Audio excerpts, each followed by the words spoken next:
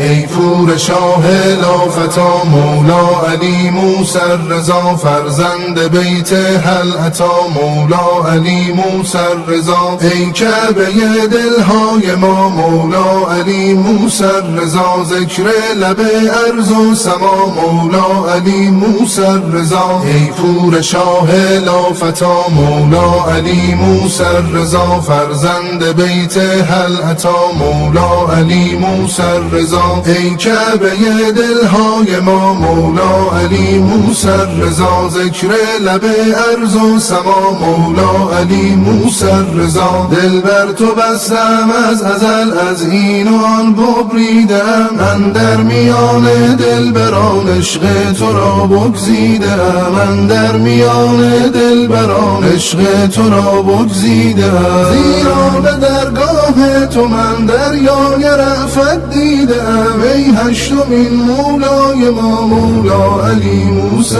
رضا. ای پور شاه لافتا مولا علی موسی رضا، فرزند بیت هل عطا مولا علی موسی رضا. ای کعبه دلهای ما مولا علی موسی رضا، ذکر لب ارض و سما مولا علی موسی رضا، مولا علی موسی رضا، مولا علی موسی رضا، مولا علی موسی رضا، مولا علی موسی رضا. جبرائيل يا ربي يتأذن لي أن أهبط إلى الأرض ليكون معهم سادسا، فقال الله نعم قد أذنت لك. فهبط الأمين جبرائيل وقال السلام عليك يا رسول الله. العلي الأعلى يقرئك السلام ويخصك بالتحية والإكرام ويقول لك وعزتي وجلالي إني ما خلقت سماء مبنية ولا أرضا مدحية ولا قمرا منيرا ولا شمسا مضية ولا فلكا يدور ولا بحرا يجري ولا فلكا يسري إلا لأجلكم ومحبتكم، وقد أذن لي أن أدخل معكم، فهل تأذن لي يا رسول الله؟ فقال رسول الله عليك السلام يا أمين وحي الله إنه نعم قد أذنت لك. فدخل جبرائيل معنا تحت الكساء. اللهم صل على محمد وآل محمد. فدخل جبرائيل معنا تحت الكساء فقال لأبي إن الله قد أوحى عليكم يقول إنما يريد الله ليذهب عنكم الرجس أهل البيت ويطهركم تطهيرا. اللهم صل على محمد وآل محمد. فقال علي لأبي يا رسول الله أخبرني ما لجلوسنا هذا تحت الكساء من الفضل عند الله. فقال النبي صلى الله عليه وآله وسلم والذي بعثني بالحق نبيا واصطفاني بالرسالة نجيا، ما ذكر خبرنا هذا في محفل من محافل أهل الأرض وفيه جمع من شيعتنا ومحبينا إلا ونزلت عليهم الرحمة وحفت بهم الملائكة واستغفرت لهم إلى أن يتفرقوا. فقال علي عليه السلام إذن والله فزنا وفاد شيعتنا ورب الكعبة. فقال أبي رسول الله صلى الله عليه وآله يا علي والذي بعثني بالحق نبيا واصطفاني بالرسالة نجيا، ما ذكر خبرنا هذا في محفل من محافل أهل الأرض وفيه جمع من شيعتنا ومحبينا وفيهم مهموم بالله وفرج الله همه ولا مغموم بالله وكشف الله غمه ولا طالب حاجة إلا وقضى الله حاجة. فقال علي عليه السلام إذن والله فزنا وسعدنا وكذلك شيعتنا فازوا وسعدوا في الدنيا والآخرة ورب الكعبة. اللهم صل على محمد وآل محمد. اللهم صل على محمد وآل محمد. اللهم صل.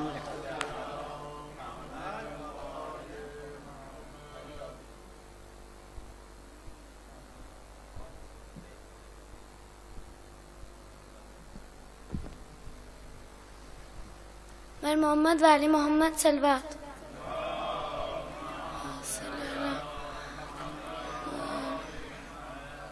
أعوذ بالله من الشيطان الرجيم. بسم الله الرحمن الرحيم الحمد لله رب العالمين الرحمن الرحيم مالك يوم الدين إياك نعبد وإياك نستعين اهدنا الصراط المستقيم صراط الذين أنعمت عليهم غير المغضوب عليهم ولا الضالين بسم الله الرحمن الرحيم قل هو الله أحد الله الصمد لم يلد ولم يولد ولم يكن له كفوا أحد بسم الله الرحمن الرحيم تبت يدا أبي لهب وتب ما أغناه عنه ماله وما كسب سيصلى نارا ذات لهب وامرأته حمالة الحطب في جيدها حبل من مسد بسم الله الرحمن الرحيم اللهم أخرجني من ظلمات الوهم وأكرمني بنور الفهم اللهم افتح علينا أبواب رحمتك وانشر علينا خزائن علومك برحمتك يا أرحم الراحمين پر محمد وآل محمد صلوات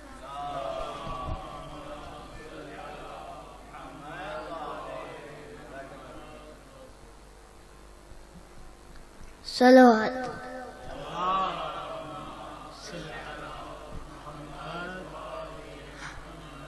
بسم اللہ الرحمن الرحیم الحمد للہ رب العالمین الرحمن الرحیم مالک یوم الدین ایاک نعبد و ایاک نستعین اہدنا الصراط المستقیم صراط الذین انعمت علیہم غیر المغضوب علیہم ولا الضالین صلوات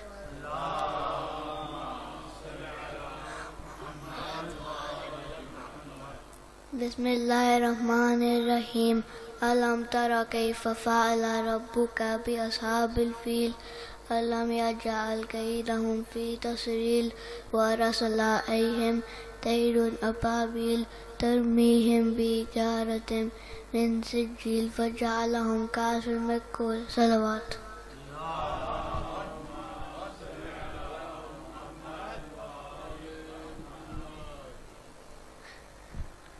بسم اللہ لساہا ولیاً وحافظا وقائدا وناصرا ودلیلا وعینا حتی تسکنہ ورزقا توا وتمتع فیہا طویلا صلوات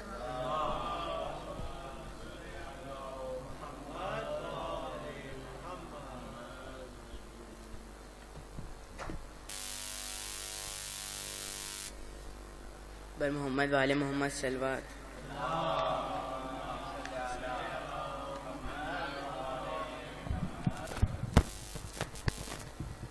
یا امام رضا یا امام رضا یا امام رضا یا امام رضا یا امام رضا یا امام رضا ہر نفس ہر گھڑی میرے دل سے یہی آ رہی ہے صدا یا امام رضا یا امام رضا یا امام رضا تیری عظمت پہ بھلا کیوں نہ دلالت بنتا شیر قالین کا کس طرح نہ زندہ ہوتا ہے حقیقت یہی تیری مرضی میں ہی ہے خدا کی رضا یا امام رضا یا امام رضا یا امام رضا غیر ممکن کو یوں ہوتے ہوئے دیکھا ممکن جاگتی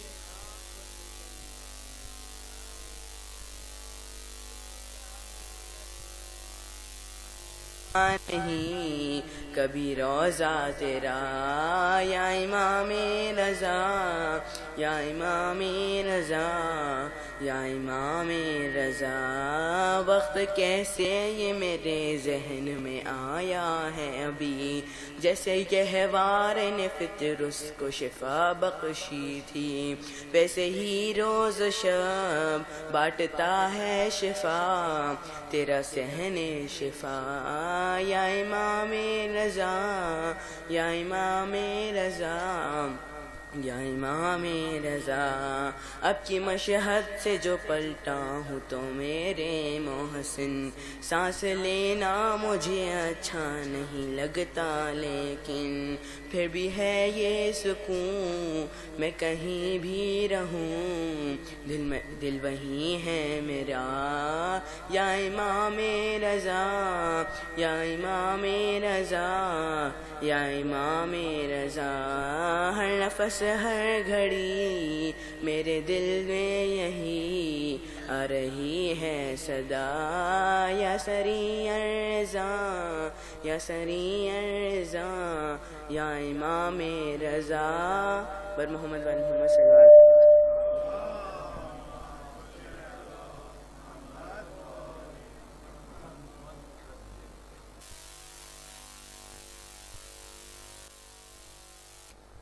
پر محمد والے محمد صلی اللہ علیہ وسلم۔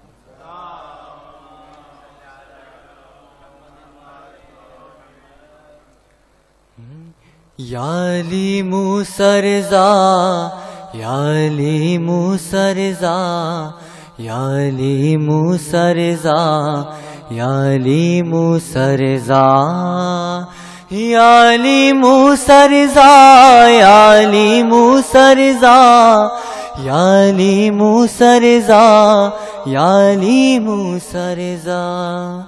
اے تو اس کے والی پھر بن کے بھیکاری، چوکھٹ پہ تمہاری آیا ہے سوالی،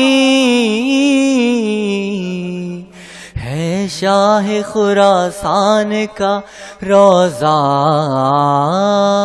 میرے آگے، ہے شاہ خراسان کا روضہ میرے آگے، ہے شاہ خراسان کا روضہ میرے آگے،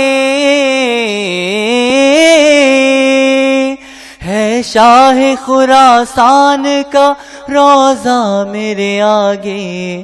میں پیچھے ہوں میں پیچھے ہوں، سجدے میں ہے کعبہ میرے آگے،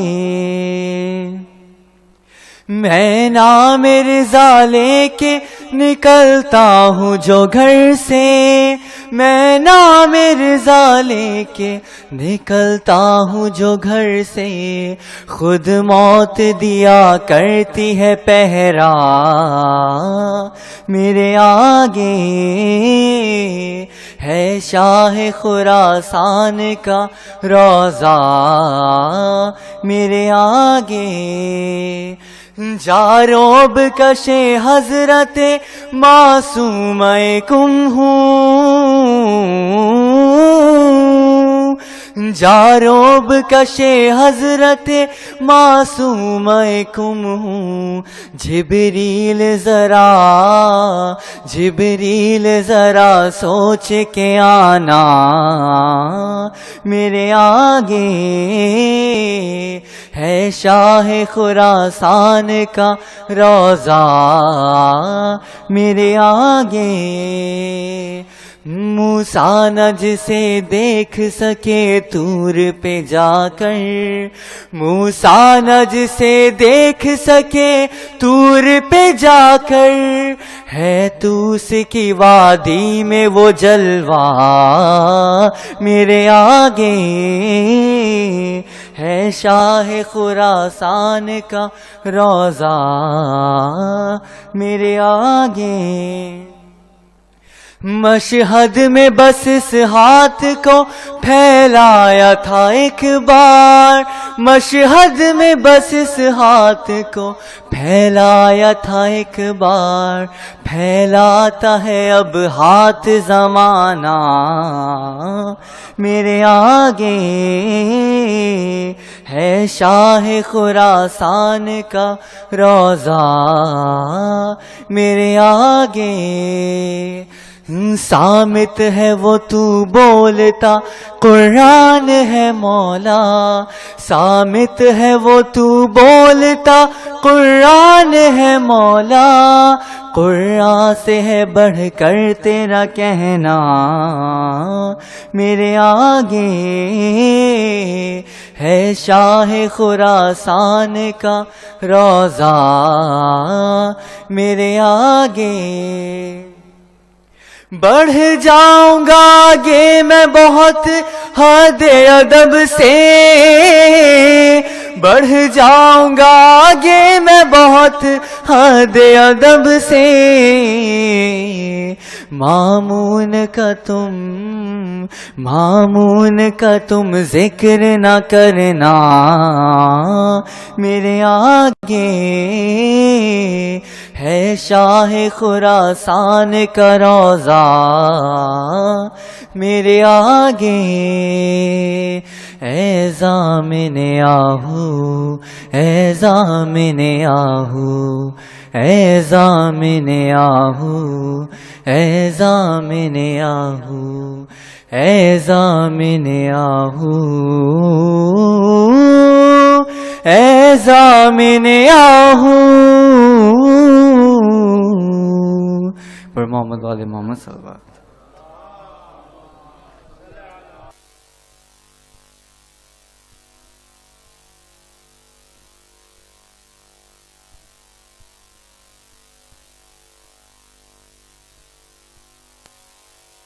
صلوات پڑھیں۔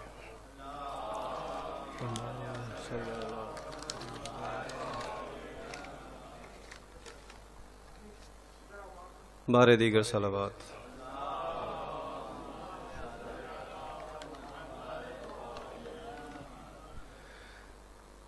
فہم بشر ہے آج جو حیران کیا کرے، فہم بشر ہے آج جو حیران کیا کرے، فہم بشر ہے آج جو حیران کیا کرے، حمد و ثنا رضا کی ہے عنوان کیا کرے، حمد و ثنا رضا کی ہے عنوان کیا کرے، فہم بشر ہے آج جو حیران کیا کرے، جس کے سبب سے اس کو پڑا ہے جہان نے، جس کے سبب سے اس کو پڑا ہے جہان نے، اس کا کرے نہ ذکر تو قرآن کیا کرے، اس کا کرے نہ ذکر تو قرآن کیا کرے، فہم بشر ہے آج جو حیران کیا کرے،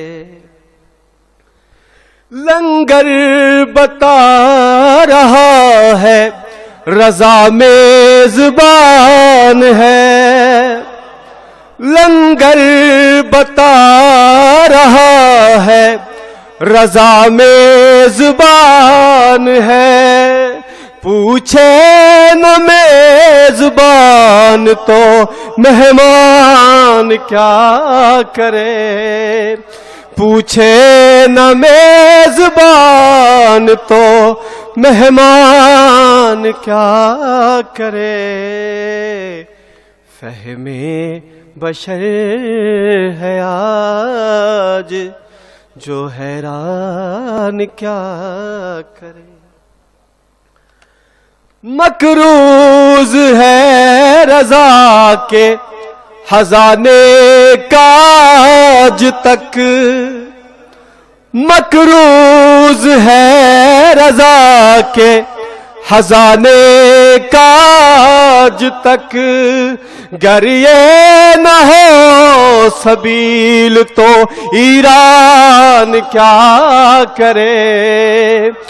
گر یہ نہ ہو سبیل تو ایران کیا کرے. فہم بشر ہے آج جو حیران کیا کرے. سیلاب کیا ہے وہ تو زمانوں کو روک دے. سیلاب کیا ہے وہ تو زمانوں کو روک دے. کن نہ کہے تو آپ کا دربان کیا کرے. کن نہ کہے تو آپ کا دربان کیا کرے. فہم بشر ہے آج جو حیران کیا کرے. حمد و ثنا رضا کی ہے عنوان کیا کرے. فہم بشر ہے آج جو حیران کیا کرے. صلوات.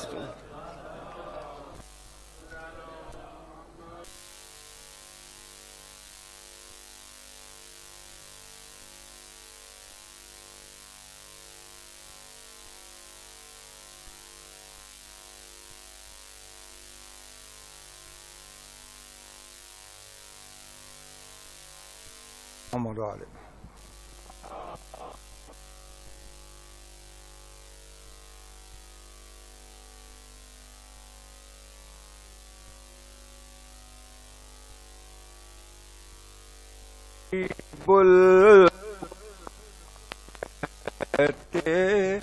صلوات محمد.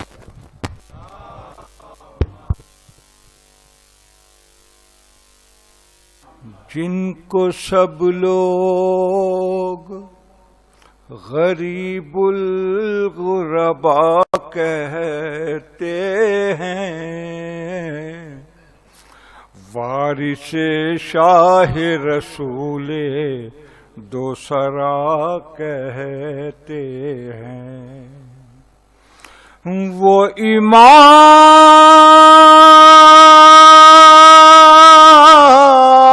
امام ابن امام ابن امام ابن امام نام ہے ان کا علی، ان کو رضا کہتے ہیں. صلوات محمد علیہ. ہے والی یہ مشہد یہ بڑائی تیرے در کی، ہے والی یہ مشہد یہ بڑائی تیرے در کی. تقدیر بناتی ہے گدائی تیرے در کی، ہے والی یہ مشہد یہ بڑائی تیرے در کی. ہے رشک جینا آج بھی مشہد کا علاقہ، خالق نے عجب شان بنائی تیرے در کی، ہے والی مشہد یہ بڑائی تیرے در کی۔ بے نور نگاہوں کو ملا نور مجسم، ان آنکھوں میں جب خاک لگائی تیرے در کی، ہے والی مشہد یہ بڑا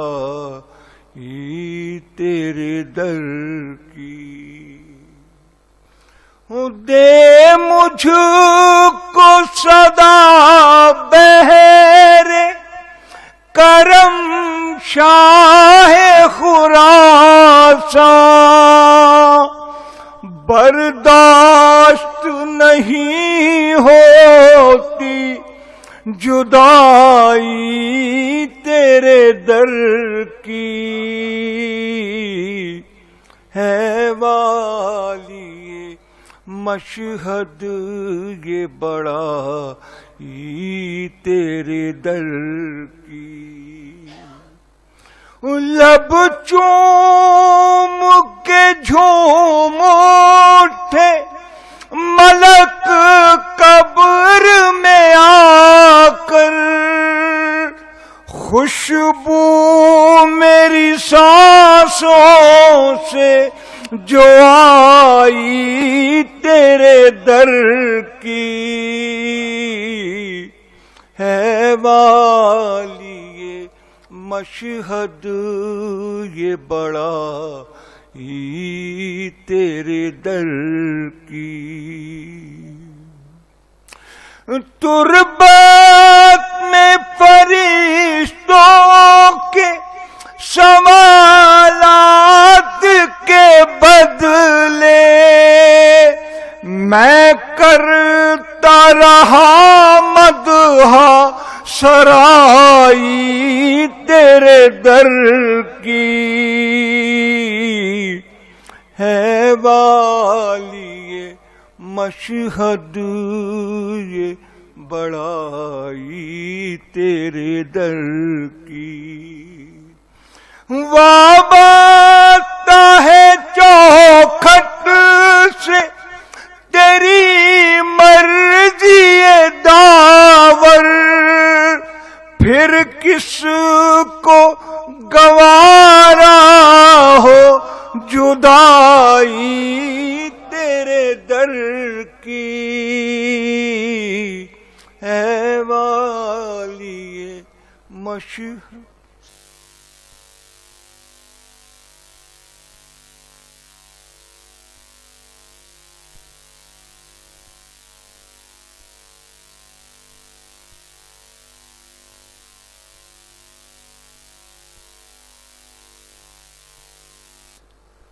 بار دیگر بلندتر صلوات۔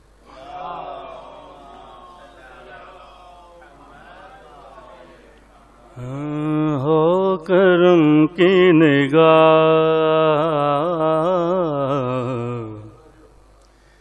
میرے مولا رضا، ہو کرم کی نگاہ میرے مولا رضا، میں گناہگار بندہ سوال تیرا، میں گناہگار بندہ سوال تیرا، تو عطا ہی عطا میرے مولا رضا، میرے مولا رضا، کرم کی نگاہ۔ مشکلوں میں گرے ہیں عزادار جو، آپ کے در پہ نظریں ہیں دیدار دو. آپ مشہد کے والی ہے دست خدا. آپ مشہد کے والی ہے دست خدا. اے میرے بادشاہ میرے مولا رضا. میرے مولا رضا ہو کرم کی نگاہ. یا اللہ. آپ فرزند ہیں کہ معصوم کے خود بھی معصوم ہیں. باپ معصوم کی ہر عزادار کے واسطے آپ کا ہے صدا در کھلا. میرے مولا رضا میرے مولا رضا ہو کرم کی نگاہ. آپ کے در کا مولا یہ اعجاز ہے. اپنے دادا علی جیسا انداز ہے. اپنے دادا علی جیسا انداز ہے. خالی جاتا نہیں ایک سوال تیرا. خالی جاتا نہیں ایک سوال تیرا. ہے سخا ہی سخا میرے مولا رضا. میرے مولا رضا.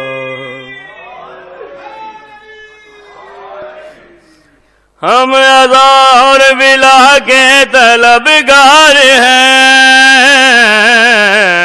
ہو کرم کی نگاہ ہم عزادار ہیں. ہو کرم کی نگاہ ہم عزادار ہیں. اور سخاوت کا اونچا ہے در آپ کا. اور سخاوت کا اونچا ہے در آپ کا. سب کی بگڑی بنا میرے مولا رضا. میرے مولا رضا. یا اللہ. تیری جاگیر میں آگے سجدہ کروں. میں کہیں بھی مروں کربلا سے اٹھوں. میں کہیں بھی مروں کربلا سے اٹھوں. دل کی حسرت ہے عباس کے بادشاہ. دیکھو روزہ تیرا میرے مولا رضا. میرے مولا رضا ہو کرم کی نگاہ. میرے مولا رضا. صلوات پڑھیں.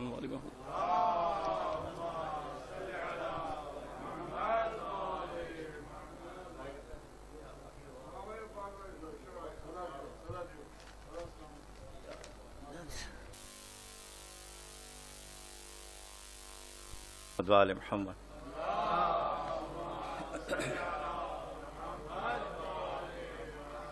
جس نے رضا کو زیست کا عنوان بنا دیا. جس نے رضا کو زیست کا عنوان بنا دیا. خون جگر سے دین کو چراغاں بنا دیا. اور حق نے بھی اس کو دی ہے یہ ایثار کی جزا. ایک بے وطن کو شاہ خراساں بنا دیا. مل کے باواد بلند صلوات.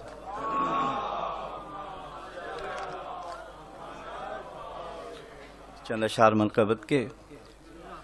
شکر خالق کے ہمیں دین میں وہ سردار ملے. وقت پڑنے پہ ہمیں شاہ جو سردار ملے. جان دینے پہ وہ اس شان سے تیار ملے، جیسے اسلام کو پھر جعفر تیار ملے، جیسے اسلام کو پھر جعفر تیار ملے، اور بس وہی وارث سرکار دو عالم ہوگا، جس کے کردار سے سرکار کا کردار ملے۔ قبر مامون پہ دیکھا نہ کوئی بجھتا چراغ، قبر مامون پہ دیکھا نہ کوئی بجھتا چراغ، اور قبر مظلوم پہ انوار ہی انوار ملے، قبر مظلوم پہ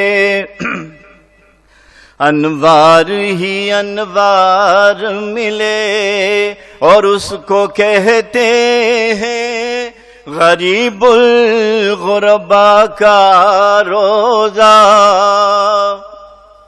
اس کو کہتے ہیں غریب الغرباء کا روزہ، سر جھکائے جہاں ہر دور کے سلطان ملے، اور جس طرح روزے پہ مل جاتی ہے جنت کی سند، مسکراتے ہوئے اس طرح گنہگار ملے، خلق میں آئینہ احمد مختار ملے، اور زور میں جان و دل حیدر کرار ملے،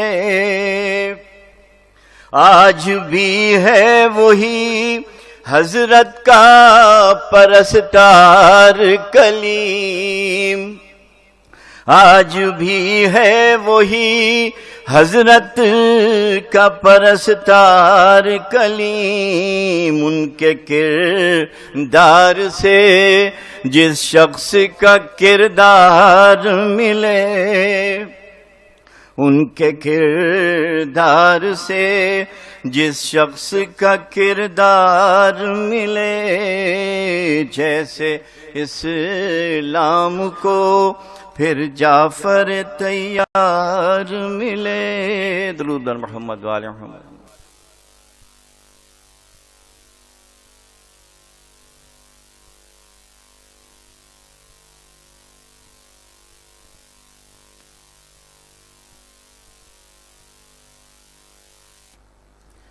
بر محمد و آل محمد صلوات۔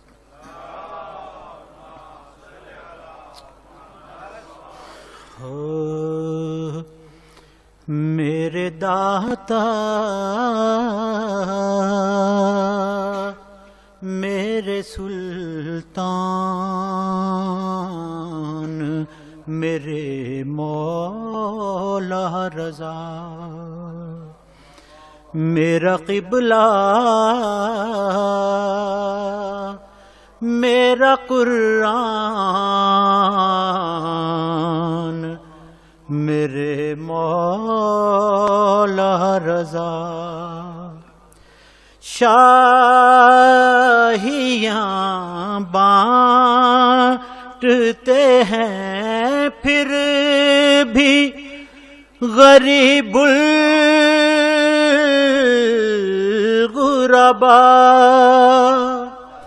شاہیاں بانٹتے ہیں اور غریب الغرباء، آپ کی شان کے قربان میرے مولا رضا. خلد ملنا مجھے مشکل تھا، بہت مشکل تھا. خلد ملنا مجھے مشکل تھا، بہت مشکل تھا.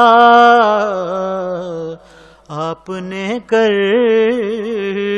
دیا آسان میرے مولا رضا. آپ کے در سے کئی بار بھکاری بن کر، آپ کے در سے کئی بار بھکاری بن کر روٹیاں لے گئے دربان میرے مولا رضا. جس کو دنیا میں ہو دیدار ملک کی حسرت، جس کو دنیا میں ہو دیدار ملک کی حسرت، دیکھ لے آپ کے دربان میرے مولا رضا. خاک مشہد میں میری خاک بھی ضم ہو جائے، خاک مشہد میں میری خاک بھی ضم ہو جائے. کاش پورا ہو یہ ارمان میرے مولا رضا. سب تو قرآن کے قاری ہیں زمانے والے، آپ کا قاری ہے قرآن میرے مولا رضا. میرے آقا میرے سلطان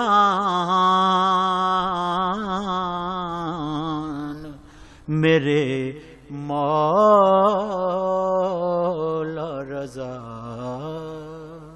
صلوات پڑھیے گا.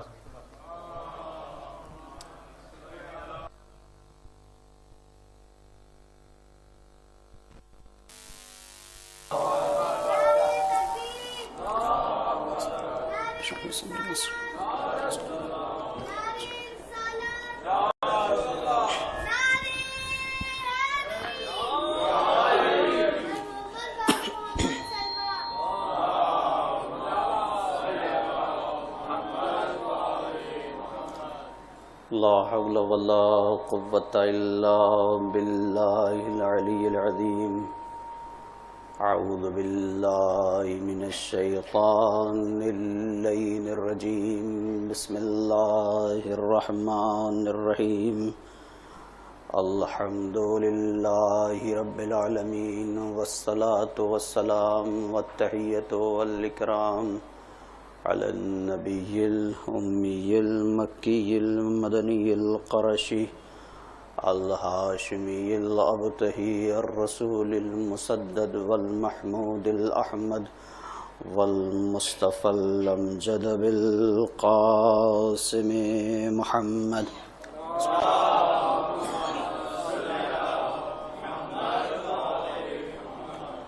وعلى آله الطيبين الطاهرين المعصومين المظلومين لا سيما بقية الله الأعظم في الأرضين ولعنة الله على أعدائهم أجمعين من ليلنا هذا إلى قيام يوم الدين أما بعد فقد قال الله الحكيم في كتابه الكريم بسم الله الرحمن الرحيم لقد جاءكم رسول من أنفسكم عزيز عليه ما عنتم حريص عليكم بالمؤمنين رؤوف رحيم صلوات پڑھیں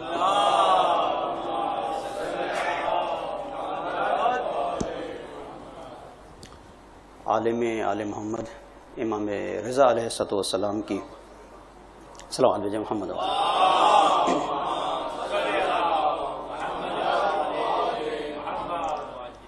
ولادت کی مناسبت سے یہ جشن مسرت ہے. بہرحال مرسوم ہے کہ کچھ گفتگو فضائل کے سلسلے سے ہوتی ہے اور کچھ نظم کی صورت میں مولا کے حضور مدح پیش کی جاتی ہے. اور بہرحال یہ شرف مداحان اہل بیت کو ہے کہ ہم نے دیکھا کہ دیبل ممبر پہ ہوتے تھے، مولا نیچے بیٹھتے تھے. تو بہرحال اس شرف کو میں کھونا نہیں چاہتا ہوں. تو ایک صلوات پڑھ دیں محمد والے محمد پر.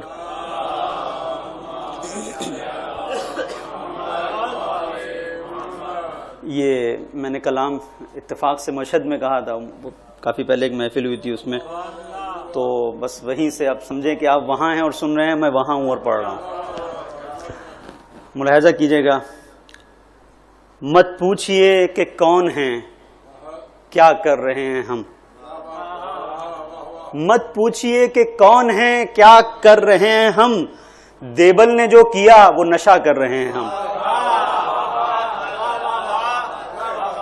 دیبل نے جو کیا وہ نشہ کر رہے ہیں ہم. محبوب کبریا کی ثنا کر رہے ہیں ہم. محبوب کبریا کی ثنا کر رہے ہیں ہم، یا یوں کہیں کہ مدح رضا کر رہے ہیں ہم. یا یوں کہیں کہ مدح رضا کر رہے ہیں ہم.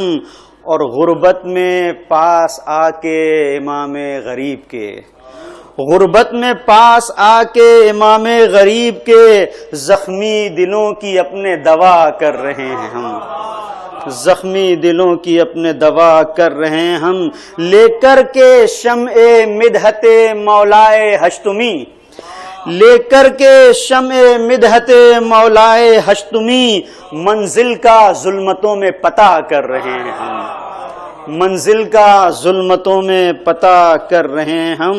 اور شعر دیکھیے گا. وارد ہوئے ہیں ارض خراساں میں جب سے ہم، وارد ہوئے ہیں ارض خراساں میں جب سے ہم، جنت کی وادیوں کا مزہ کر رہے ہیں ہم. جنت کی وادیوں کا مزہ کر رہے ہیں ہم. ہم سے جنون عشق کی حالت نہ پوچھئے، ہم سے جنون عشق کی حالت نہ پوچھئے، پتھر میں بھی گلوں کو کھلا کر رہے ہیں ہم. پتھر میں بھی گلوں کو کھلا کر رہے ہیں ہم. ظلمت کی آندھیاں ہوں کہ طوفان جور ہو، ظلمت کی آندھیاں ہوں کہ طوفان جور ہو، عشق علی کی شمع جلا کر رہے ہیں ہم. عشق علی کی شمع جلا کر رہے ہیں ہم. کہہ دے امیر شام سے اس دور کے کوئی، کہہ دے امیر شام سے اس دور کے کوئی، عشق علی کی پھر سے خطا کر رہے ہیں ہم. عشق علی کی پھر سے خطا کر رہے ہیں ہم. ہو دور ظلم کوئی ہماری یہ ریت ہے، ہو دور ظلم کوئی ہماری یہ ریت ہے، ہر تخت ظلم و جور ہلا کر رہے ہیں ہم، ہر تخت ظلم و جور ہلا کر رہے ہیں ہم.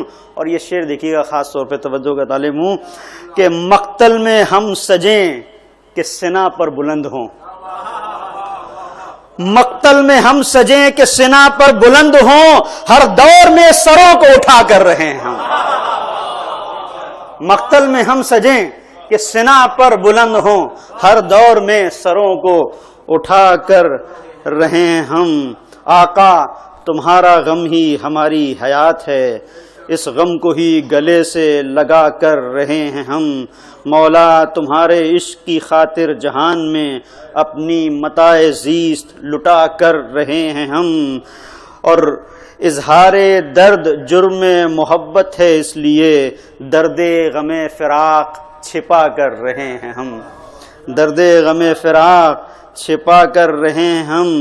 گرچہ ہیں جرا نوش علم درد اور غم، پھر بھی تیری رضا پہ رضا کر رہے ہیں ہم. یوں ہی نہیں ملی ہے تخیل میں یہ تڑپ، یوں ہی نہیں ملی ہے تخیل میں یہ تڑپ، جلتی رتوں کو دل میں سما کر رہے ہیں ہم. اور آخری مقطع کا شعر دیکھیے گا، گر مدح اہل بیت کوئی جرم ہے نجیب، گر مدح اہل بیت کوئی جرم ہے نجیب، تو پھر سنو کہ جرم کھلا کر رہے ہیں ہم.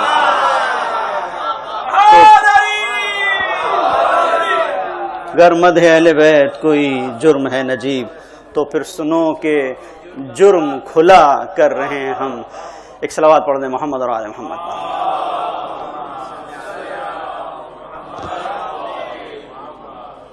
سب سے پہلے آپ تمام حضرات کی خدمت میں مبارکباد پیش کرتے ہیں.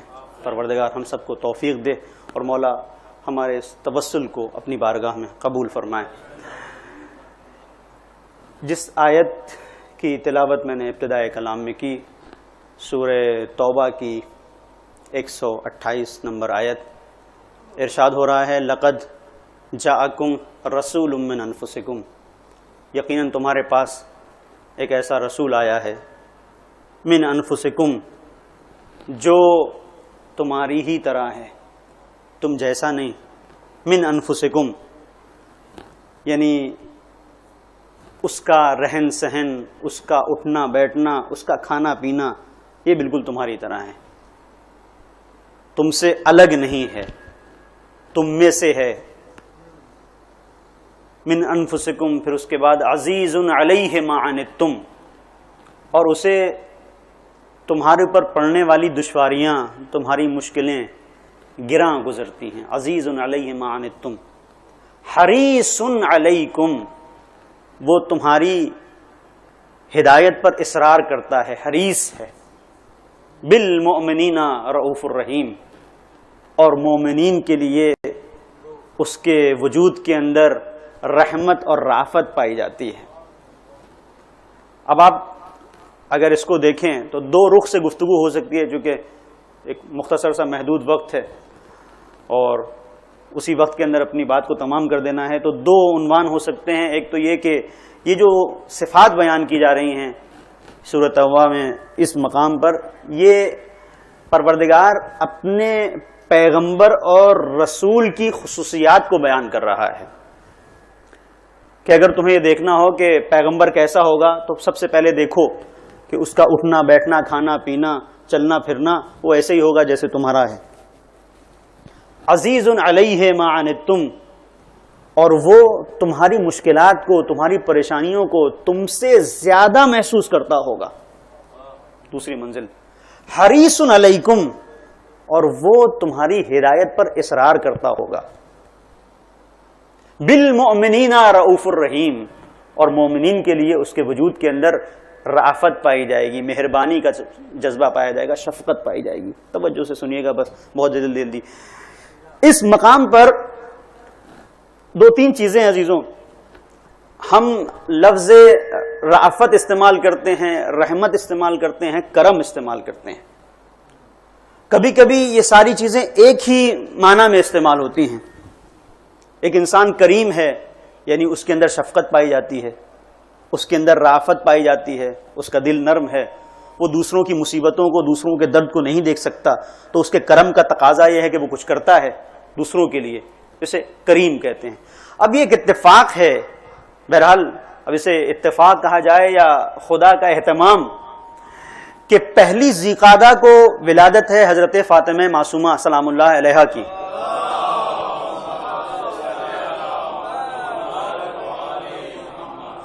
اور 11 ذی قعدہ کو ولادت ہے امام رضا علیہ السلام کی۔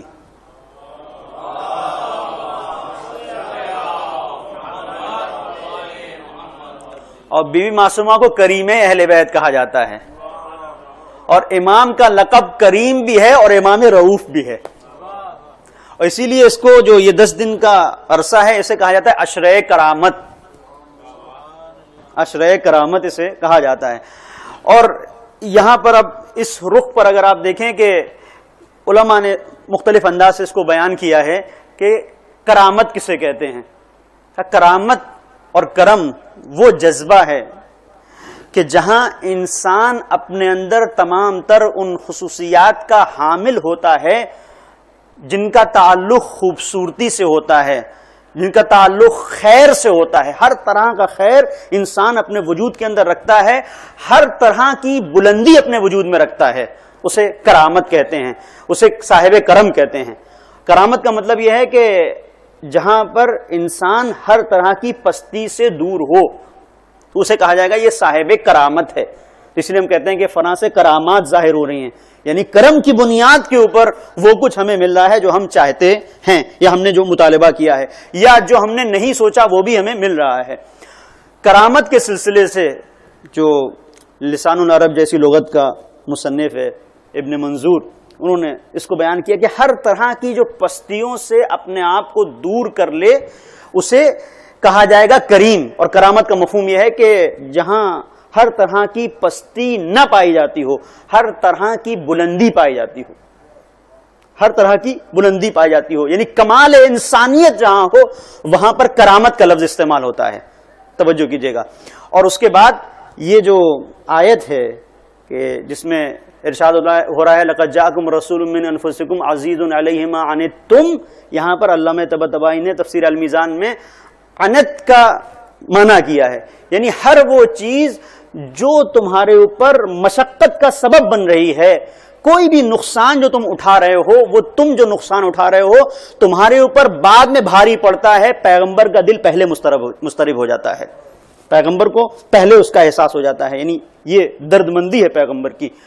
اور پھر علماء نے اس چیز کو بیان کیا کہ یہ جتنی بھی چیزیں ہیں ان سب کا تعلق انسان کے وجود کے اندر پائے جانے والے جذبہ ترحم سے ہے جسے رأفت کہا جاتا ہے، اور ہم امام رضا کو جب پکارتے ہیں جو لقب ہے امام کا، امام رؤوف، اس کا مطلب یہ ہے کہ اگر کوئی امام رؤوف ہے تو اس کے اندر کرم بھی پایا جاتا ہے، ہمارے وجود کا جو درد ہم محسوس کرتے ہیں وہ بھی پایا جاتا ہے۔ اب اس منزل پر آنے کے بعد عزیزوں آپ سوچیں کہ کس کی ہم بارگاہ میں ہیں اور وہ کتنا کریم ہمارا امام ہے کہ جس کا ہم یہاں پر جشن منا رہے ہیں، کتنا کریم ہے۔ اس پر مختلف انداز سے گفتگو ہو سکتی تھی، ان سب کو میں چھوڑ رہا ہوں، صرف اس رخ کو آپ دیکھیں کہ جہاں پر مجھے کریم کو بیان کرنا ہے۔ کرم جب ہم نے روایتوں میں دیکھا تو ملا کہ کریم کسے کہتے ہیں، تو معصوم نے اس کو بیان کیا، جو صاحب کرم ہے، جو کریم ہیں وہ بتائیں گے کہ کرم کسے کہا جاتا ہے۔ تو لغت میں اس کے واقعی اور حقیقی معنی نہیں ملیں گے، وہ لغت کے معنی ہوں گے، لیکن جس کا تعلق حقیقی زندگی سے ہے، حقیقت سے ہے، واقعیت سے ہے، وہ وہاں ملے گا کہ جہاں ایک حقیقت کی عکاسی ہو رہی ہوگی، حقیقت بندگی، حقیقت حیات جہاں ہوگی۔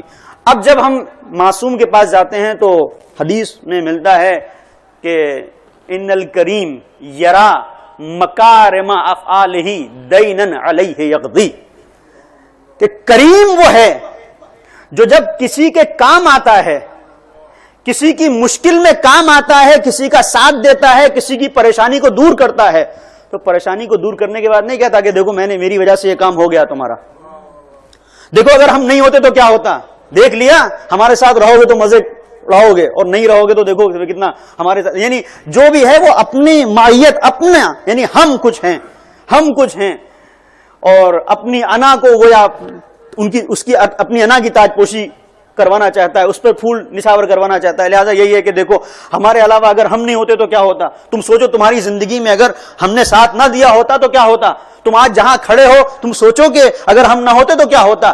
لیکن یہ وہ چیزیں ہیں جو ظاہری دنیا میں صاحب کرم جو نام کے کریم ہیں وہ اس طرح کے الفاظ کو استعمال کرتے ہیں جہاں سے حقیقت کرم کے چشمے جاری ہوتے ہیں، جنہیں ہم زیادہ جامعہ میں کہتے ہیں اصول الکرم، جہاں سے کرم کی جڑیں وابستہ ہیں. وہ فرماتے ہیں کہ ان الکریم یرا مکارم افعالہ دینا علیہ یقضی. کریم وہ شخص ہے جو کسی کے ساتھ اگر کچھ کرتا ہے تو اپنے اس انجام دینے والے فعل کو اپنے اوپر قرض سمجھتا ہے کہ جو ضرورت مند میرے سامنے آیا تھا اس کی ضرورت کو نہیں پورا کر رہا ہوں بلکہ اس کا قرض ہے جسے ادا کر رہا ہوں. اس کا قرض ہے جو ادا کر رہا ہوں، اس کی ضرورت کو پورا نہیں کر رہا ہوں. لہذا وہ یہ سوچتا ہے کہ میری ایک ذمہ داری تھی جو میں نے ادا کی ہے. کریم یہ ہے. اور آپ اب یہ نہیں کہ ائمہ طاہرین علیہ السلام کے بس یہ مل جاتا ہے انہوں نے کہا، نہیں، کہا بعد میں ہے، عمل پہلے کیا ہے. عمل پہلے کیا ہے. آپ دیکھیں یسع بن حمزہ یہ کہتے ہیں کہ میں امام رضا علیہ السلام کے ساتھ بیٹھا ہوا تھا، نشست تھی اور حج کا موقع تھا. ایسے مرحلے پر مختلف طرح کے مسائل لوگ لے کے آ رہے تھے امام کی خدمت میں. بہت مجمع تھا، بہت بھیڑ تھی.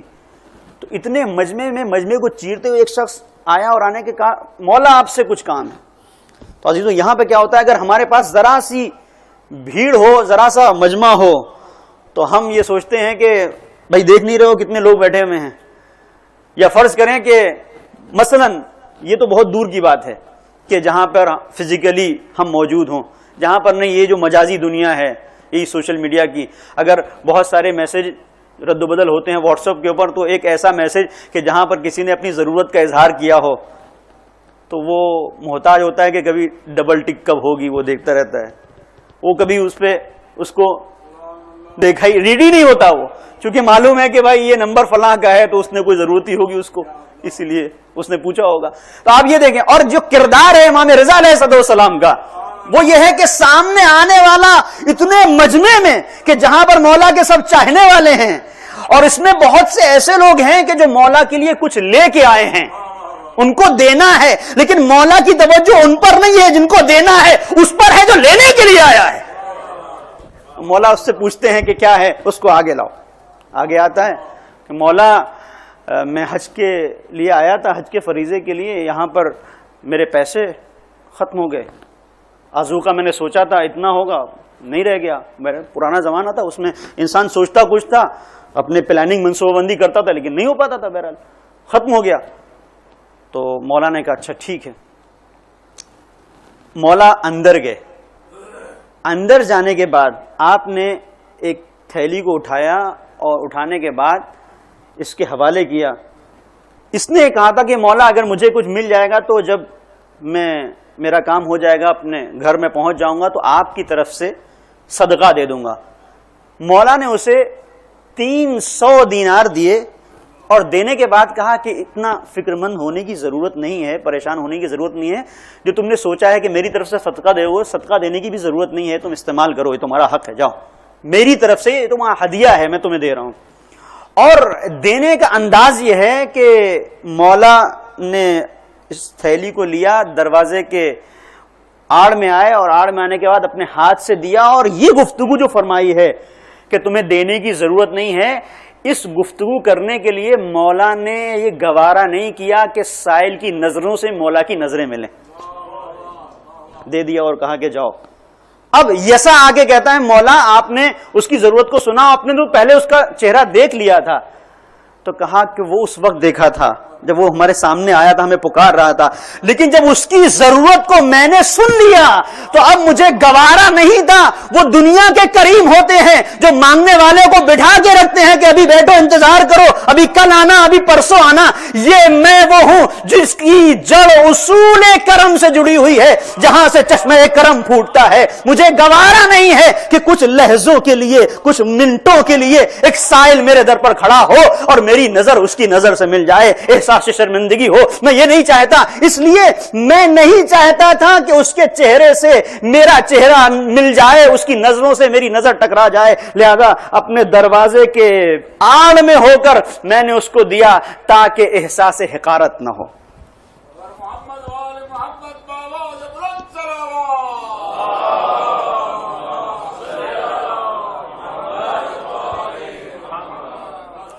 آپ اس کو دیکھیں، احساس حقارت نہ ہو۔ یہ کریم ہے۔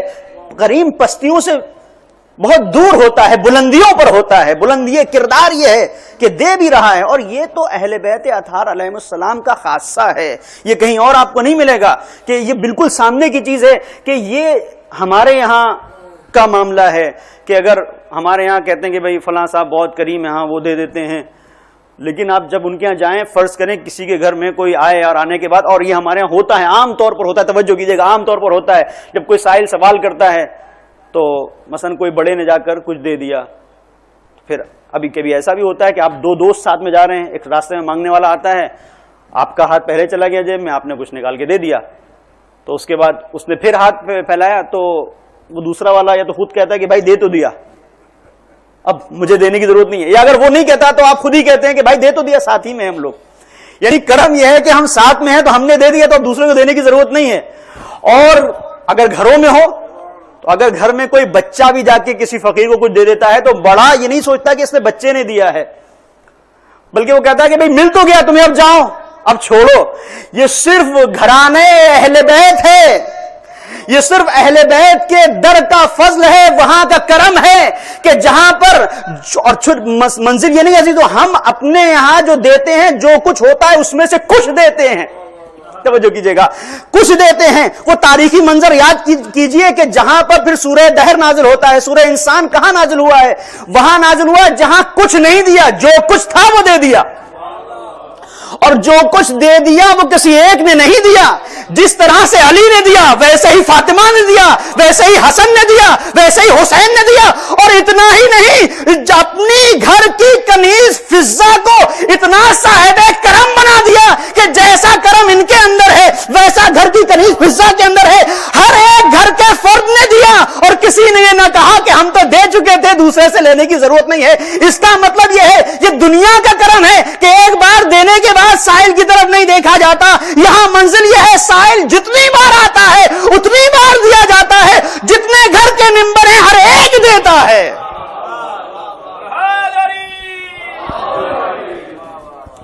صلوات پڑھ دے محمد اور آل محمد پر۔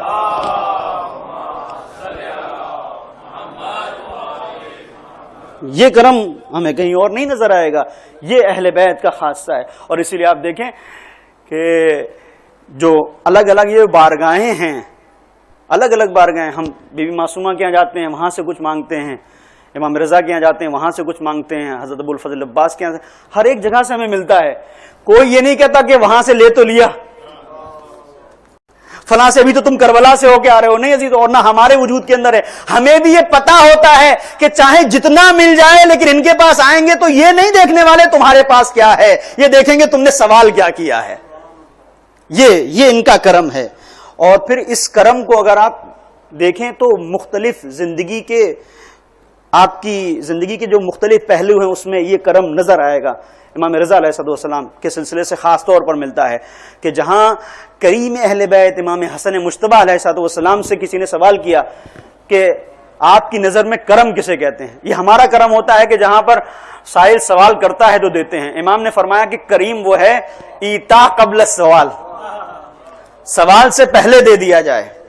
اور امام رضا علیہ السلام کے ہاں یہ چیز ملتی ہے۔ کس طرح سے شیخ صدوق نے یہ واقعہ نقل کیا ہے۔ بلخ کا رہنے والا ایک بہت بڑا تاجر، منزل یہ ہے کہ علماء بیان کرتے ہیں کہ بہت بڑا ہونا، صاحب ثروت ہونا، یہ وہاں پر واقعی شرف ہوتا ہے کہ جہاں پر انسان صاحب ثروت بھی ہو اور صاحب دل بھی ہو. جو صاحب ثروت ہے اگر وہ صاحب دل ہے تو بہت معتبر ہے. اسی لیے جناب خدیجہ کی ذات بہت معتبر ہے, اسی لیے بہت معتبر ہے کہ صاحب ثروت بھی ہے صاحب دل. اور خدا نخواستہ کہیں معاشرے میں جب ایسا ہوتا ہے کہ صاحب ثروت تو لوگ ہو جاتے ہیں لیکن صاحب دل نہیں رہتے, پھر وہیں پہ تباہی ہوتی ہے. یہ وہ شخص ہے کہ جو صاحب ثروت بھی ہے صاحب دل بھی ہے. آیا مولا کی زیارت کے لیے. امام حسن مجتبیٰ نے کیا فرمایا؟ کرم کیا ہے, کرم کی پہچان کیا ہے, کریم کی پہچان کیا ہے؟ ایتا قبل السوال, سوال سے پہلے دے دیا جائے. اب دیکھیں, میں نے کہا تھا کہ یہ جو شخصیتیں ہیں وہ نہیں ہیں کہ جو پہلے کچھ کہتی ہیں اور پھر کچھ عمل ہوتا ہے. نہیں, یہ عمل پہلے ہوتا ہے, کہا یہاں بعد میں جاتا ہے. اور کہیں پر بھی آپ کسی بھی حدیث کو اٹھا کر دیکھ لیں, کوئی آپ کو ایسی حدیث نہیں ملے گی کہ دنیا کے واعظین ہوتے ہیں ہم جیسے مبلغین, کہا کچھ جاتا ہے عمل کچھ نہیں ہوتا, لیکن وہاں پر کردار ایسا ہے کہ پہلے عمل کیا جاتا ہے. تو اگر یہ امام حسن مجتبیٰ کا قول ہے ایتا قبل سوال, تو ہم دیکھیں کہ یہ حقیقت میں ہے کہ نہیں ہے. ایتا قبل سوال جو کہہ دیا گیا یہ ہوا کہ نہیں ہوا؟ ہوا. شیخ صدوق نے اس کو لکھا کہ بلخ کا رہنے والا ایک بڑا تاجر جو صاحب ثروت بھی تھا صاحب دل بھی تھا, اپنے غلام کو لے کے آیا زیارت کے لیے, مولا کی بارگاہ میں پہنچا, زیارت کے لیے پہنچا. اور جب مولا کی اس نے ذریح اقدس کو دیکھا تو سجدے میں گر پڑا کہ صاحب کرم کے پاس آ گیا, امام رؤوف کے پاس آ گیا. بلخ سے آیا, دور سے آیا. مولا سفر میرا آپ نے آسان بنا دیا, محفوظ رہا, آپ کا شکریہ, اپنے حضور آپ نے قبول کیا. سر کو سجدے میں رکھ دیا. امام رضا علیہ السلام سے ہی حدیث ہے کہ پروردگار کو اپنے بندے مومن کی سب سے زیادہ پسندیدہ ادا یہ لگتی ہے کہ اس کا بندہ اس کے حضور سجدے میں گر جائے اور اس سے مانگے سب سے بہترین. اور یہ کمال بندگی کو کہا جاتا ہے کہ جہاں سجدے میں کمال خشوع ہے, کمال انکساری ہے, اسی لیے اس کو کہا جاتا ہے کمال بندگی, معراج بندگی سجدہ. تو سجدے میں وہ گیا اور سجدے میں ہی اس کو, اس بلخی تاجر کو جو بہت بڑا انسان تھا, سرمایہ دار تھا, خیال آیا کہ یہ غلام میرے ساتھ آیا ہے, میں بھی زیارت کر رہا ہوں, یہ بھی زیارت کر رہا ہے, یہ بھی انسان ہے, بس یہ کہ یہ میرا غلام ہے, اس کی بھی خواہشات ہیں, اس کی بھی تمنائیں ہیں, اس کی بھی آرزویں ہیں. سجدہ کر رہا ہے مولا کی بارگاہ میں, مالک کے حضور سجدہ کر رہا ہے, مولا کا توسل کر رہا ہے. اور یہ اس کے ذہن میں خیال آ رہا ہے کہ تو کیوں نہیں میں ایسا کچھ کروں کہ میں مولا سے کچھ مانگ رہا ہوں, میں مولا کا غلام ہوں, یہ میرا غلام ہے, تو کچھ ایسا کیوں نہیں کروں کہ مولا مجھ سے خوش ہو جائیں. تو اس نے سوچا کہ سجدے ہی میں اپنا یہ جو, اس کی سوچ کا پتہ کب چلا؟ جب اس نے اس کا اظہار کیا کہ ایسا میں نے سوچا, ورنہ سوچ تو کوئی نہیں پڑ سکتا. جب سجدے سے اس نے سر کو اٹھایا اب پتہ چلا کہ یہ سوچ رہا تھا. اس نے غلام سے کہا کہ دیکھو ایسا ہے, تم یہاں تک سفر پہ آئے تھے, اب مولا کی بارگاہ میں ہم ہیں, میں چاہتا ہوں کہ مولا کا قرب حاصل کروں, میں تمہیں آزاد کر رہا ہوں, میں تمہیں آزاد کر رہا ہوں, اب تم میرے غلام نہیں ہو. غلام اپنی جگہ پہ اس کو ایک جھٹکا لگا, بہرحال خوشی بھی ہوئی کہ مجھے آزاد کر رہا ہے. یہ بہت بڑی بات ہوتی ہے کہ غلام کے لیے اس سے بڑا کیا ہے کہ اس کو آزادی مل جائے, اس کی کل زندگی وہ سوچتا ہے کہ آزاد ہو جائے, اس سے بڑھ کر کچھ نہیں. بہت اچھی بات. دوسری منزل صرف اتنا ہی نہیں, میری کنیزوں میں ایک بہت پاکیزہ پارسا ایک کنیز ہے, میں چاہتا ہوں کہ تیرا عقد اس کے ساتھ کر دوں. دوسری بات. اب بہرحال غلام خوش ہوا. جیسے جیسے وہ سوچ رہا ہے ویسے ویسے ادھر دیکھیں کرم کتنا ہو رہا ہے. آزاد ہوا تو ظاہر ہے اس کے ذہن میں یہی آیا کہ آزاد تو ہو گیا. اب ذہن میں یہ آیا ہوگا کہ آزاد ہو گیا, آزاد انسان, اس کی ایک مشترکہ زندگی ہونی چاہیے, بیوی بچے ہونے چاہیے. تو فوراً اس نے کہا کہ میں چاہتا ہوں کہ ایک میری پارسا کنیز ہے, اس سے تیری شادی کر دوں. اب جب شادی ہو جائے گی ظاہر تو اخراجات گھر کیسے چلے گا. فوراً اس نے کہا کہ اور تیسری بات یہ ہے کہ میرا ایک بلخ میں ایک بڑا سا باغ ہے, چاہتا ہوں کہ وہ باغ میں تجھے ہدیہ کر دوں تاکہ اس پہ تو زراعت کرے, اس سے کام اس پہ کرے اور اپنا اس کے ذریعے سے اپنی زندگی گزارے, زراعت کے ذریعے سے, کشاورزی کے, کھیتی باڑی کے ذریعے سے. کہا کہ تو اپنا زندگی کے وقت کو جیسا بھی ہے اس کے ذریعے سے تو گزار لے. تو شیخ زدو لکھتے ہیں کہ یہ وہ منزل ہے کہ جہاں پر غلام کی آنکھوں میں بے ساختہ آنسو آ گئے، گریا کر رہا ہے. تو اس نے کہا کہ یہ تو میں نے تجھے کچھ دیا ہے، اس پہ گریے کی کیا مطلب، گریے کی وجہ کیا ہے، یہ میری سمجھ میں نہیں آئی. کیا شادی ہو جانا، کیا کنیز کا مل جانا، کیا آزاد ہو جانا، کیا تجھے زمین کا دیا جانا، کیا یہ چیزیں ہیں کہ جس پہ تو گریا کر رہا ہے؟ کہا گریا اس بات پہ نہیں ہے، گریا اس بات پہ ہے کہ تو نے بھی سجدہ کیا تھا، میں نے بھی سجدہ کیا تھا. میں نے جب سجدہ کیا تھا تو میں نے مولا سے 3 چیزوں کا مطالبہ کیا تھا. مولا کیا ہو سکتا ہے کہ میں آزاد ہو جاؤں، ہو سکتا ہے کہ میری بھی زندگی ہو سکتا ہے کہ میری بھی زوجہ ہو. مولا نے تینوں چیزوں کو سن لیا کہ جو میں اپنی نیت میں سوچ رہا تھا، مولا نے نیت کو پڑھ لیا. یہ وہ کرم ہے جسے امام حسن مجتبی نے کہا تھا ایتا قبل السؤال. مولا نے وہاں کہا تھا، امام رضا نے یہاں کر کے بتا دیا کہ ایک کریم وہ ہے جو بتاتا ہے کرم کیا ہے، دوسرا کریم وہ ہے جو کر کے بتاتا ہے کہ کریم کسے کہتے ہیں. صلوات پڑھ دے محمد اور آل محمد پر.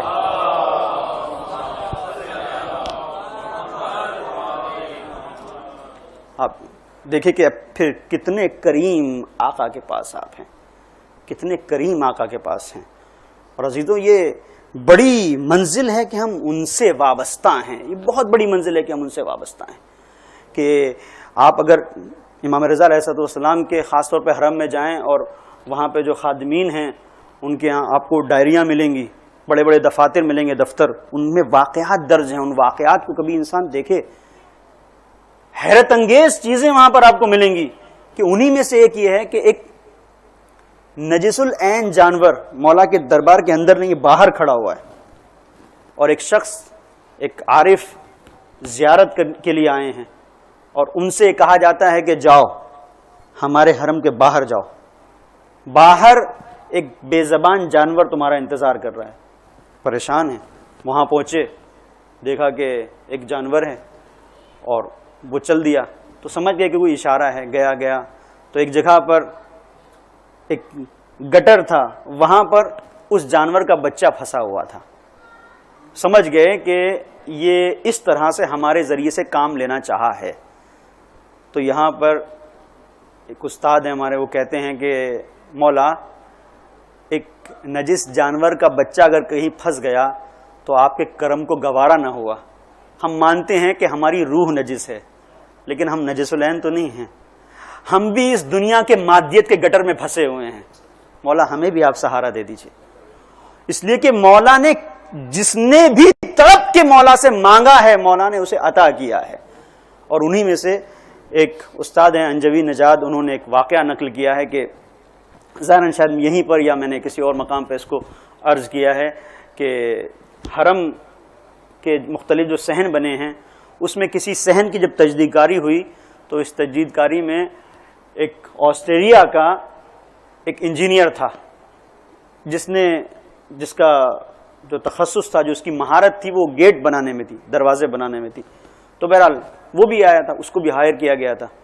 تو ایک منزل یہ ہوئی کہ جب وہ صحن بن کے تیار ہو گیا، تجدید کاری ہو گئی حرم کی، تو کہا گیا کہ جتنے بھی لوگ مزدور، انجینئر، آرکیٹیکٹ، جتنے بھی لوگ ہیں جنہوں نے اس میں کسی بھی طرح کا تعاون کیا ہے، سب کو مولا کی زیارت کے لیے بلایا جا رہا ہے، اور اس کا خرچہ امام رضا علیہ السلام کے حرم کی طرف سے دیا جائے گا.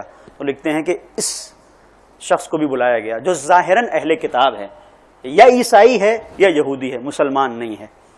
وہ بہرحال اس سے کہا گیا کہ جس کا تم نے حرم بنایا ہے، جس کا تم نے دروازے بنائے ہیں، گیٹ بنایا ہے، ان کی طرف سے یہ خاص طور پر یہ دعوت دی گئی ہے، تم بھی آؤ. اس نے کہا ٹھیک ہے. بہرحال آیا. پہلے تو اس سب کو اس نے دیکھا جو اس نے بنایا تھا کہ ہاں سب کچھ بہت اچھا ہے، اور افتتاح ہو گیا. پھر وہ آیا صحن طلائی کے اندر، خود کہا اس نے ذرا لے کے چلو دیکھیں کیا معاملہ ہے. تو دیکھا کہ ایک جگہ ہے کہ جہاں پر جالی سے لوگ لپٹے ہوئے ہیں. یہ کیسے صاحب کرم ہے، آپ دیکھیے، جالی سے لپٹے ہوئے ہیں. تو پوچھتا ہے یہ کون لوگ ہیں؟ کہا کہ وہ لوگ ہیں کہ جو اپنی بڑی بڑی مشکلات کو لے کے آئے ہیں اور یہاں پر اپنی مشکلوں کے لیے اپنے مولا سے دعا کر رہے ہیں. تو کہا کہ کیا یہ جو شخصیت ہے کہ جس کی جالی کو پکڑ کے دعا کر رہے ہیں ہر طرح کی مشکل کو دور کر دیتی ہے؟ کہا ہاں. دل سے مانگو، مانگنا آتا ہو تو ہر مشکل دور ہوتی. تو کہا کہ کیا یہ مریضوں کو بھی شفا دیتے ہیں؟ کہا نہ جانے کتنے ایسے واقعات ہیں کہ انہوں نے مریضوں کو شفا دی ہے. تو ایک مرتبہ اس کے ساتھ اس کا ٹرانسلیٹر بھی ہے, مترجم بھی ہے. وہ کہتا ہے کہ جب یہ بات ہوئی تو یہ شخص جو انجینئر تھا آسٹریلیا کا باشندہ, یہ آگے بڑھا اور زری کے قریب گیا, اور قریب جانے کے بعد کہتا ہے مجھے نہیں معلوم, مجھے نہیں پتا کہ آپ کی شخصیت کیا ہے اور آپ کون ہیں, لیکن مجھے یہ پتا ہے کہ جب میں اس حرم کے اندر وارد ہوا تو مجھے اتنا احساس ہوا کہ ایک وزنی جگہ ہے جہاں میں آ گیا, ایک بڑی مقام پر میں آ گیا, ایک روح کے اندر ایک نشاط, ایک شادابی کو میں محسوس کر رہا ہوں. تو بس میری یہ دعا ہے کہ میرا بچہ اپاہج ہے, مفلوج ہے, شل ہو گیا ہے اس کا بدن, چل نہیں سکتا, پیروں سے چل نہیں سکتا. بس مجھے نہیں پتا کہ آپ کون ہیں اور کیا ہے, اتنا نہیں جانتا. میں صرف اتنا جانتا ہوں کہ یہ لوگ بتا رہے ہیں کہ ایسا ہوتا ہے, تو میری بھی ایک مشکل ہے, اگر آپ حل کر دیں. اور یہ کہہ کے اس نے گریہ کیا, اس کے بعد چلا گیا. تو خادم کے جو اس واقعے کو نقل کر رہا ہے وہ کہتا ہے کہ اس کے بعد ہم سب لوگ سو گئے کہ اچانک 3-3:30 بجے, اس وقت یہ موبائل اور یہ سب چیزیں نہیں تھی, 3-3:30 بجے کال آئی, فون کی گھنٹی بجی. میں اٹھا, اٹھنے کے بعد میں نے فون ریسیو کیا تو پتہ چلا کہ یہی شخص تھا انجینئر. یہ کہہ رہا تھا کہ جتنی جلدی ہو سکے مجھے بتاؤ کہ جس آقا کی زیارت کے لیے ہم گئے تھے اس کا مکتب کیا ہے, اس کا مذہب کیا ہے, میں اس کے دین پر آنا چاہتا ہوں. تو میں نے اس سے پوچھا کہ معاملہ کیا ہے, تو اس نے جو ماجرا بتایا, میں بہت خلاصہ کر رہا ہوں, اس نے جو ماجرا بتایا وہ یہ کہتا ہے کہ میں یہاں سے گیا یہ دعا کرنے کے بعد, بس میں آیا تھا, میں نے سوچا کہ چلو سبھی لوگ دعا کر رہے ہیں, میں بھی ایک دعا کر دیتا ہوں. کوئی خاص مجھے ایسی کوئی امید نہیں تھی, بس ایک تھا کہ ہو سکتا ہے دعا قبول ہو جائے. جب میں گھر پہنچا اپنے جہاں پہ ٹھہرا ہوا تھا, میں جس جگہ پر اپنے گیسٹ ہاؤس میں, ہوٹل میں, جہاں پر بھی, وہاں ابھی رات میں یہ 2-2:30 بجے, یعنی جو میں نے تمہیں فون کیا اس سے پہلے میرے پاس آسٹریلیا سے کال آئی. اور کال آنے کے بعد میری زوجہ نے مجھ سے کہا کہ بتاؤ کہ تم کہاں ہو, اور بڑے گھبرا کے کہا. تو میں نے کہا کہ کیوں, کیا ہوا؟ کہا بڑے گھبرا کے اس نے کہا کہ پتہ نہیں کہ کیسی ایک کیفیت ہے جو یہاں اس گھر میں ہے, اور اس سے پہلے میں نے کبھی ایسا نہیں دیکھا کہ اس طرح سے ہوا ہو. میری کچھ سمجھ میں نہیں آیا کہ وقتی ہے یا دائمی ہے, لیکن یہ بتاؤ کہ تم ہو کہاں؟ کہا کہ میں بارگاہ امام رضا میں ہوں. تو اس نے کہا کہ تم یقین کرو گے تمہارا بچہ جو چل نہیں سکتا تھا, اٹھ نہیں سکتا تھا, محتاج تھا, کوئی اٹھائے تو لے کے چلے, کوئی اٹھائے تو اس کو کھانا کھلائے, کوئی اٹھائے, سارے کام اس کو گودی میں لے کر کو سہارا دے کے انجام پاتے تھے. وہ اس پورے گھر میں ٹہل آیا اور ٹہلتے ٹہلتے کہتا ہے یا رضا, یا رضا, یا رضا.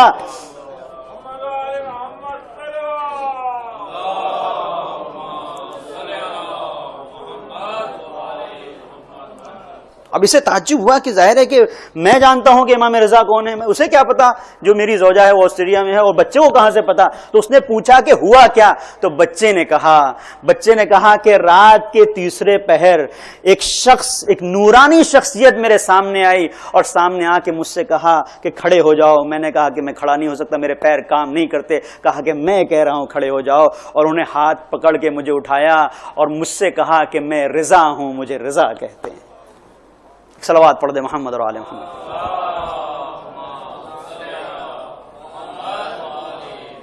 یہ ان کا کرم ہے عزیزوں, کہ دوسروں کے لیے بھی ہے. اور جب یہ کرم ہے تو اس کرم کے ساتھ ساتھ, بس میں آپ کی زحمتوں کو ختم کر رہا ہوں, کہ اس کرم کے ساتھ ساتھ یہ ضروری ہے کہ ہم یہ احساس کریں کہ ان کا یہ کرم ہوتا کہاں پر ہے. اس کو علماء بیان کرتے ہیں کہ اگر آپ کسی کریم سے کچھ حاصل کرنا چاہتے ہیں, اس وقت تک نہیں حاصل کر سکتے جب تک کہ اپنے وجود کو با کرامت نہ بنائیں, اپنے دل کو نرم نہ کریں. دل کی نرمی بہت بڑی منزل ہے عزیزوں. انسان اختیاری طور پر جھوٹ بول سکتا ہے لیکن اختیاری طور پر رو نہیں سکتا.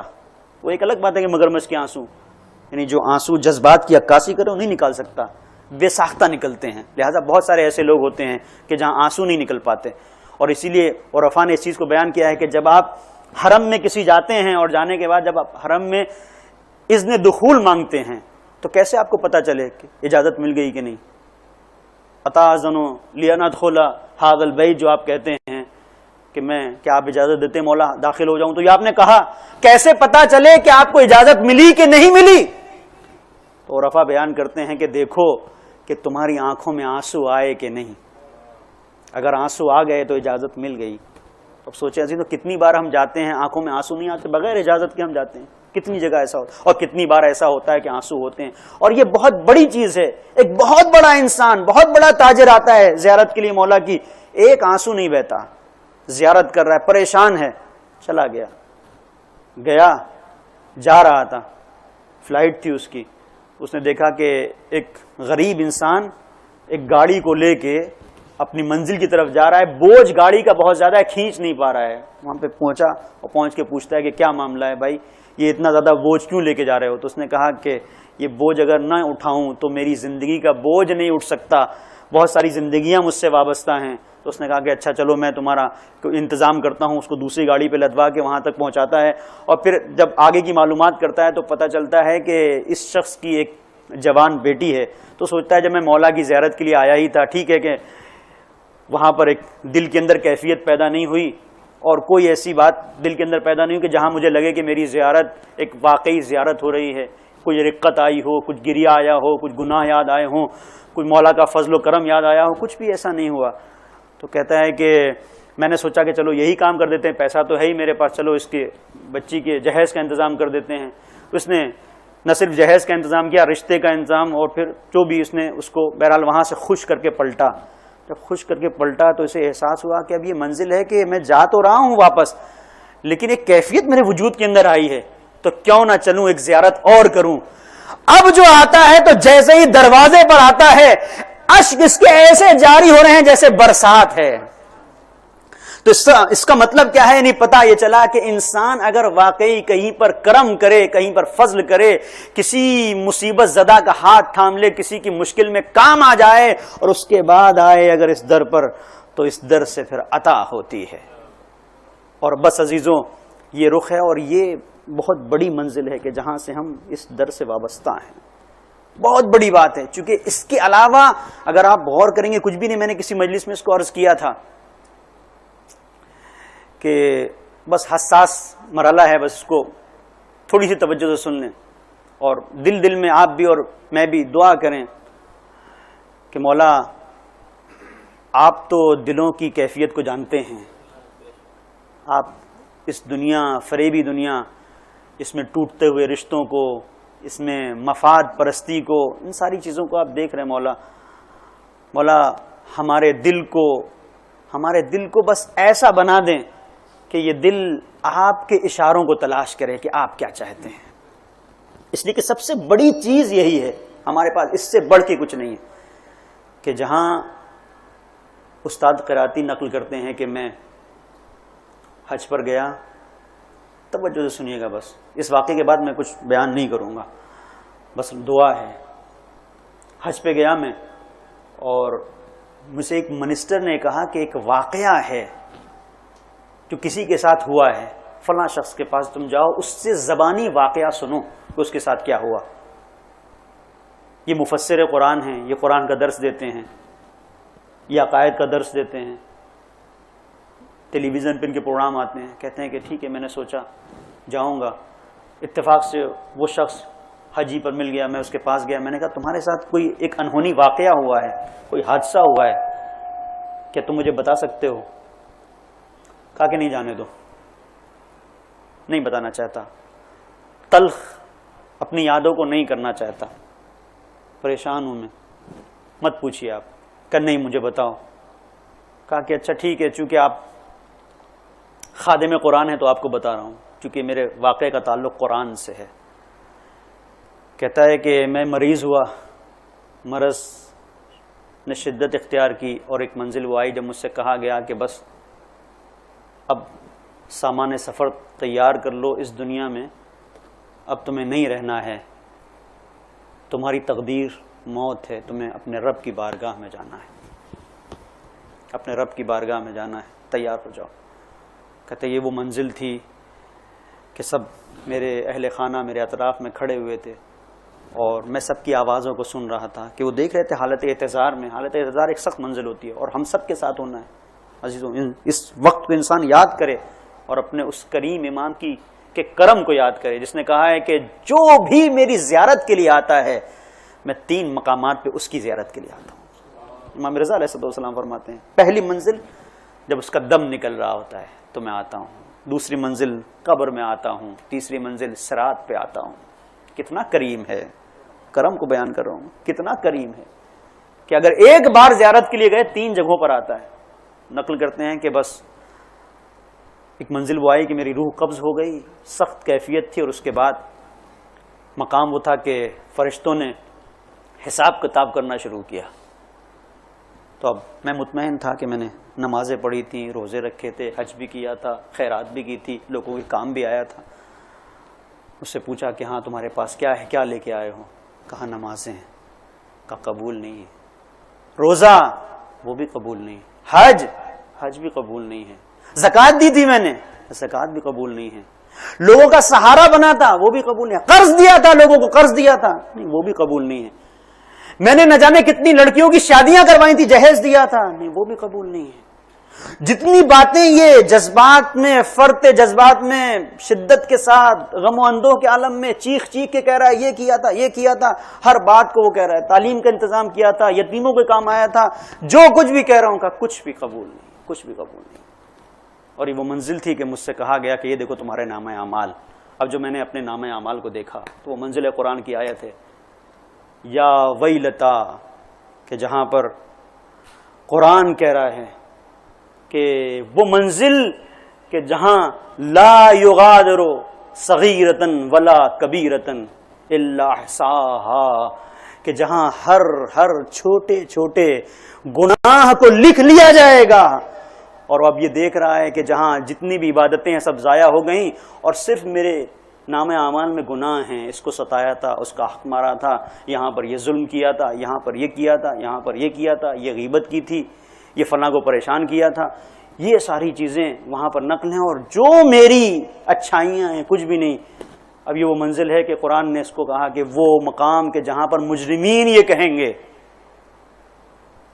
کہ کیا یہ کتاب ہے, یہ کیسی کتاب ہے کہ جس کے اندر ہر چھوٹی بڑی چیز موجود ہے. وَمَن يَعْمَلْ مِثْقَالَ ذَرَّةٍ خَيْرًا يَرَهُ وَمَن يَعْمَلْ مِثْقَالَ ذَرَّةٍ شَرًّا يَرَهُ. جب میں یہاں پر آ گیا, نہ میری نماز قبول, نہ روزہ, نہ حج, تو کہتا ہے کہ میرا بدن کب کپا رہا تھا اور تھری تھری تھی, اور اس تھر تھراتے ہوئے بدن کے ساتھ میں نے کہا ٹھیک ہے کچھ قبول نہیں, یہ بتاؤ کہ میں علی کو چاہتا تھا کہ نہیں, علی کی ولایت کا اقرار کرتا تھا کہ نہیں. میں نے جھنجھلاہٹ میں کہا کہ یہ تو تھا یا یہ بھی نہیں تھا. تو ملک کی طرف دیکھ رہا تھا کہ کیا جواب ملے گا, تو جواب ملا ہاں یہی وہ چیز ہے جو تمہارے کام آ رہی ہے, یہی ولایت اہل بیت, یہی محبت اہل بیت, یہ تمہارے کام آ رہی ہے. اب سنیے گا عزیزو, کہتا ہے کہ ملک نے کہا کہ یہی ایک سرا ہے جو تمہارے پاس تھا, لیکن افسوس ہے ولایت کے ساتھ, ولایت تھی تمہارے دل میں, یہ کام بھی آ رہی ہے. تم نے جو عبادتیں کی کہیں اس کے اندر ریا تھا, کہیں لوگوں کو دکھانے کے لیے, کہیں وہ سلیقہ عبادت نہیں تھا جو ہونا چاہیے, کہیں نیت میں فطور تھا, لیکن یہ خالصانہ تمہاری عبادت تھی کہ جہاں پر محبت تھی. واقعاً تم علی کو چاہتے تھے, واقعاً علی سے محبت کرتے تھے. اسی بنیاد کے اوپر ہم تمہیں ایک مہلت اور دے رہے ہیں. مہلت نہیں ملتی اس دنیا کے بعد, جو چلا جاتا ہے اس کے بعد پھر واپس نہیں آتا. لیکن یہ شخص کہتا ہے, استاد کراتی کہتے ہیں کہ مجھ سے خود اس نے بیان کیا, کہتا ہے کہ یہ وہ منزل تھی کہ مجھ سے کہا گیا کہ تم واپس جاؤ, اور واپس جانے کے بعد تمہارے لیے ضروری ہے کہ قرآن کی خدمت کرو, قرآن کی خدمت کرو. جاؤ, واپس جاؤ, قرآن کی خدمت کرو. اور قرآن کی خدمت کے لیے مجھے واپس بھیجا گیا. کہتا ہے کہ جب میرے لبوں میں جنبش ہوئی اور میرے ہاتھ پیر کام کرنا شروع کیے تو میں نے دیکھا کہ گویا میں بستر پہ ایسے تھا کہ جیسے کسی نے ایک بالٹی پانی لا کر میرے اوپر ڈال دیا, اتنا پسینہ تھا. اور خدا کا شکر ہے کہ اب میں نے سوچا ہے کہ زندگی کو نئے انداز سے گزاروں گا. یہاں پر جو آغا قراتی نے دعا کی تھی وہی دعا کر کے اپنی گفتگو کو ختم کر رہا ہوں. اس واقعے کو بیان کرنے کے بعد وہ کہتے ہیں کہ اس کا مطلب یہ ہے کہ وہاں پر کسی چیز پر انسان بھروسہ نہیں کر سکتا, نیک عمل کچھ پتہ نہیں، نماز، روزہ، زکوٰۃ، حج سب خدا کے لیے کرنا ہے، لیکن کچھ پتہ نہیں کہ ان کی واقعی جو کیفیت ہے اس طرح سے ہم نے ادا کیے تھے نہیں کیے تھے، چونکہ اعمال حبط ہو جاتے ہیں۔ بعض گناہ جب ہم کرتے ہیں تو اعمال حبط ہے، اعمال ایک نظریہ ہے، علامہ طباطبائی نے اس کے ذیل میں گفتگو کی ہے، تو اعمال حبط ختم ہو جاتے ہیں۔ تو کہیں ایسا تو نہیں کہ ہمارا کوئی گناہ ہمارے اعمال کو کھا جائے، لیکن ایک منزل ہے کہ جیسے کوئی حبط نہیں کر سکتا، ایک منزل ہے جیسے کوئی حبط نہیں کر سکتا، اور وہ ولائے اہل بیت ہے، محبت اہل بیت ہے، محبت اہل بیت اطہار علیہ السلام۔ تو کہتا ہے کہ جب یہ چیز آ گئی اور اس منزل پر میں پہنچ گیا، آغا کراتی اس کو بیان کرتے ہیں، تو اس واقعے کو پورے بیان کرنے کے بعد اب ایک مقام پر آغا کہتے ہیں کہ میں بھی درس قرآن دیتا ہوں، لیکن مجھے اپنے درس قرآن پہ بھروسہ نہیں، مفسر ہوں لیکن ہو سکتا ہے کہا جائے کہ کوئی تفسیر نہیں، تم نے نام و نمود کے لیے ایسا کیا، عالم ہوں لیکن ہو سکتا ہے کہ کہا جائے کہ تم نے اپنا علم نہیں پہنچایا، تم دیکھتے تھے کہ لوگ کیا چاہتے ہیں اسے بیان کرتے تھے، علم کہاں پہنچا رہے تھے، جہاں تم دیکھتے تھے کہ نہیں لوگ یہ نہیں چاہتے تو وہاں سے اپنا ٹریک بدل دیتے تھے، اپنی روش تبدیل کر دیتے تھے۔ تو ہو سکتا ہے کہ ہر جگہ مجھ سے کہا جائے نہیں نہیں نہیں، لیکن مولا میں ایک ایسی چیز آپ کے سامنے لے کے آیا ہوں کہ جہاں پر امام رضا سے خطاب کرتے ہوئے کہتے ہیں مولا کہ جہاں پر آپ یہ نہیں کہہ سکتے کہ نہیں قراتی یہ نہیں، اور وہ یہ ہے، کہتے ہیں کہ مولا میں آپ کی خدمت میں عرض کر رہا ہوں کہ یہ بتائیے کہ آپ کے حرم میں داخل ہوا ہوں کہ نہیں ہوا ہوں۔ وَلِلْوَارِدِ عَلَى الْمَوْرُودِ حَقٌّ، اور ہر وارد ہونے والے کا حق ہے کہ جس کے مکان میں، جس کے دائرہ اختیار میں کوئی وارد ہوا ہے، وارد ہو جانے کی بنیاد کے اوپر میزبانی کا ایک حق بن جاتا ہے۔ تو مولا میں آپ کی بارگاہ میں حاضر تو ہوا ہوں، ٹھیک ہے کہ میں نے کوئی نیک کام نہیں کیا لیکن آ تو گیا ہوں، آپ کے در پر آ تو گیا ہوں۔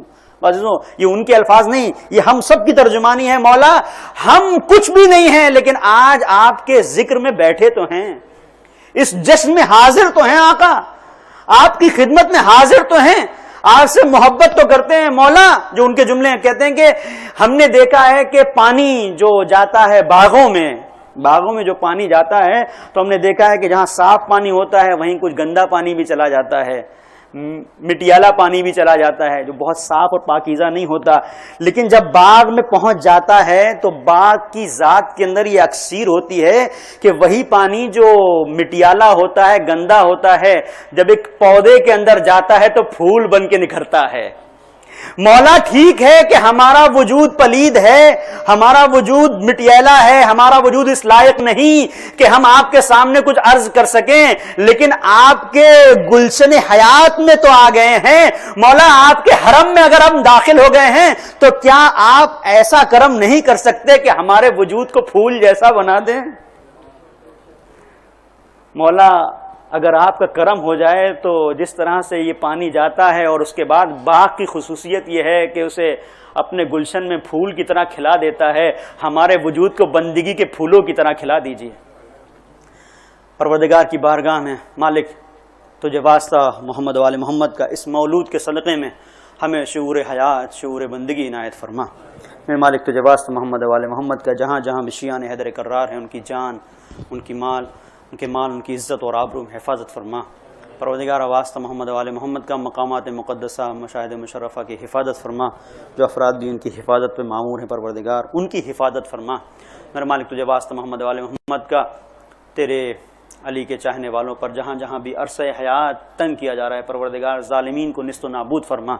خاص طور پر نائجیریا میں شیخ زکزکی کہ جنہوں نے اپنے بلالی انداز میں ایک اہل بیت اطہار علیہ السلام کو مشن کو پہنچانے کی کوشش کی، لیکن عالمی سامراج ان کے پیچھے پڑا ہوا ہے پروردگار۔ خاص طور پر ان ایام میں ان کے لیے یہ دعا ہے پروردگار ان کو صحت، شفائے کامل و عاجل عنایت فرما۔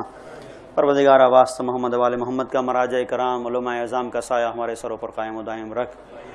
جو حضرات بھی یہاں پر حاضر ہیں، جو حضرات بھی اہل بیت اطہار علیہ السلام کا عشق اور ان کا جذبہ محبت و مودت اپنے دل میں رکھے ہوئے پروردگار، جو ان کی دینی دنیاوی حاجتیں ہیں برلا امام زمانہ کے ظہور میں تعجیل فرما، ہمیں ان کے آوان و انصار میں شمار فرما۔ ایک بچی کے سلسلے سے آپ حضرات سے گزارش ہے کہ اس کی صحت کے لیے، اس کی شفا یابی کے لیے دعا کریں۔ جوان بچی ہے اور مریض ہے، آپ حضرات سے گزارش ہے کہ 5 مرتبہ امن یجیب کی تلاوت فرما دیں. بسم اللہ الرحمن الرحیم. امن یجیب المضطر اذا دعاه ویکشف السوء. امن یجیب المضطر اذا دعاه ویکشف السوء. امن یجیب المضطر اذا دعاه ویکشف السوء. امن یجیب المضطر اذا دعاه ویکشف السوء. امن یجیب المضطر اذا دعاه ویکشف السوء. یا اللہ بحق زہرا و بعلها و بنیها و سر المستودع فیها، اس مریض مورد نظر اور وہ افراد کے جو مریض ہیں پریشان حال ہم سب کو شفاء کامل اور عاجل عنایت فرما. تقبل منا انک انت السمیع.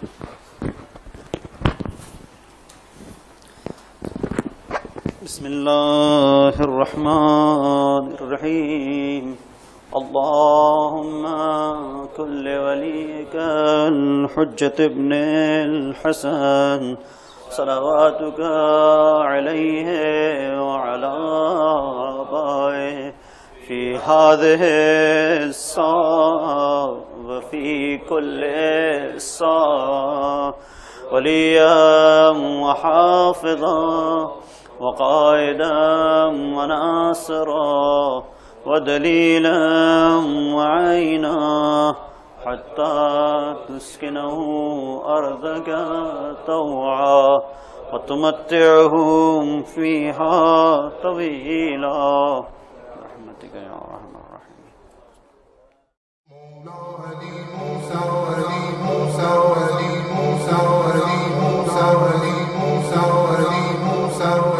ای پور شاه لافتا مولا علی موسی رضا، فرزند بیت هل عطا مولا علی موسی رضا. ای کعبه دلهای ما مولا علی موسی رضا، ذکر لب ارض و سما مولا علی موسی رضا. ای پور شاه لافتا مولا علی موسی رضا، فرزند بیت هل عطا مولا علی موسی رضا. ای کعبه دلهای ما مولا علی موسی رضا، ذکر لب ارض و سما مولا علی موسی رضا. دل بر تو بستم از ازل، از این و آن ببریدم، من در میان دلبران عشق تو را بگزیدم، من در میان دلبران عشق تو را بگزیدم. زیرا به درگاه تو من دریای رأفت دیدم. ای هشتمین مولای ما مولا علی موسی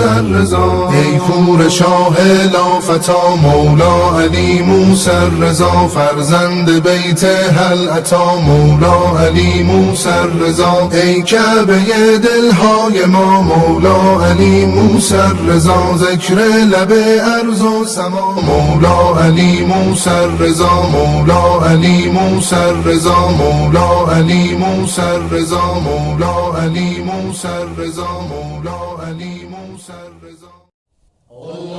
اللهم